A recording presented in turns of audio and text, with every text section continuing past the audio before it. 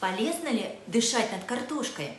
Это чудодейственное средство презентуется народной медициной как способ избавиться от насморка и кашля. Тепло от картошки расширяет сосуды и слизь легко отделяется. Правда ли это помогает? На самом деле, такие ингаляции могут принести больше вреда, чем пользы.